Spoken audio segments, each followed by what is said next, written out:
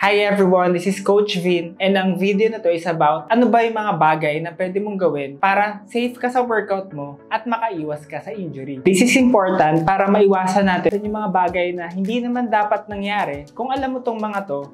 At syempre, para tuloy-tuloy din yung progress mo. First tip natin is mag-warm up and mag-cool down. Usually kasi, lalo na kapag ka-beginner, gusto natin agad mag-proceed dun sa workout. And after naman ng training, nakakalimutan na natin mag-cool down. Makakatulong kasi yung warm-up para mas maging flexible yung muscles natin at yung heart rate natin, gradually siyang tumataas. Kapag hindi ka naman nagbigay ng time para mag-cool down, possible na mahilo ka dahil bigla kang huminto and mataas pa yung heart rate mo. And kapag hindi ka naman nag-take ng time para i-stretch yung muscle na win-workout mo, possible na mag-develop ka ng stiffness, and yung stiffness na yon, possible na mag-lead sa muscle imbalances na mag-lead sa injury. So ano ba yung magandang warm-up? Ang magandang warm-up ay nagko-consist ng at least 2 activity na una, nagpapataas ng heart rate mo gradually, and second is yung dynamic stretching, which is ginagalaw mo yung muscles mo.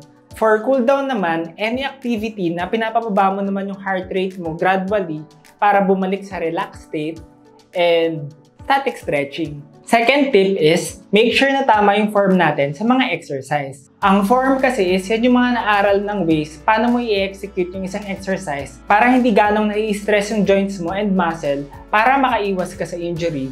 Plus, makuha mo yung benefit ng exercise na yun. So, kaya tayo nagkaroon ng standard way para i-execute yung exercise kasi proven na yun na magiging safe siya para sa lahat and at the same time, makukuha yung benefit ng exercise na yun. Though, syempre, merong slight difference ng way kung paano i-execute ng ibang tao yung exercise, depende sa structure nila, pero ito yung generally safe para sa lahat. So, ugaliin natin na sundin natin yung tamang form ng exercise para makuha natin yung benefit niya and at the same time, safe tayo. Much better din kung meron kang makakonsult na personal trainer para mag-guide ka niya kung ano yung best form para sa'yo. Additional tip din na pwede mong gawin kapag inaaral mo pa lang yung form ng exercise is magaan lang muna and unti-unti mong gawing challenging once nagigets mo na kung paano i-perform yung exercise. Ako personally, ang ginagawa ko, magaan lang muna at mabagal yung pag-perform ko dun sa exercise and tatanong din ako sa mga kapwa ko coach kung paano siya i-perform. Number 3, take it slow. Kapag napapansin mo na kahit may day off ka, pero hindi ka nakaka-recover, possible na masyadong mabilis yung pagdagdag mo ng intensity. To ensure na maiwasan mo yun, you can use the 2x2 rule. Ang 2x2 rule is, kapag kaya mong mag-add ng 2 more reps dun sa goal rep mo for 2 consecutive workouts, ibig sabihin, kaya mo na mag-add ng 2 to 5% dun sa current weight na binubuhat mo. Or pwede ka rin mag-add ng additional set. For example, ang goal rep mo dun sa exercise is 10 reps lang. For 2 consecutive workouts, kaya mo na siyang gawing 12 reps, ibig sabihin,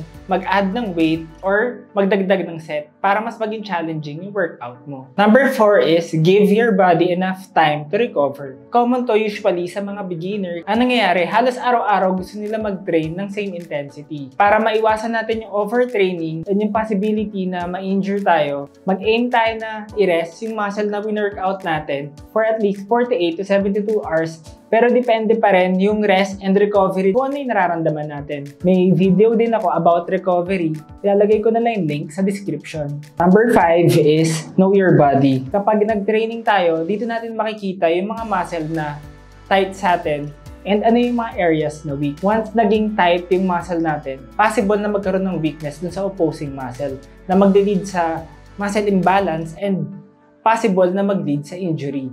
So, kami as personal trainers, kapag may nakita kaming mga possible muscle imbalance, sinasama namin sa program para ma-address itong muscle imbalances na to.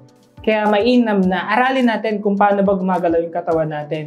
And at the same time, kung meron tayong pain na nararamdaman na matagal na, mag-consult na tayo agad sa doctor para ma-examine yun na yung possible cause. Ako kasi personally, may tightness ako sa shoulder and sa chest ko. So, ang ginagawa ko is stretching dun sa areas na yun. Gumagamit din ako ng massage ball para dun sa tightness. And ang ginagamit kong massage ball is yung sa Gymboy. So, ito siya, meron siyang logo sa harapan ng Gymboy. Lalagay ko na lang yung link sa description. And para sa mga nagti-therapy naman na binigyan na ng program ng therapist nila, pwede nyo gamitin tong massage ball na to. So, yun yung ma-advise ko sa inyo na makita nyo yung muscle imbalance nyo maaga pa lang para maiwasan natin yung injury.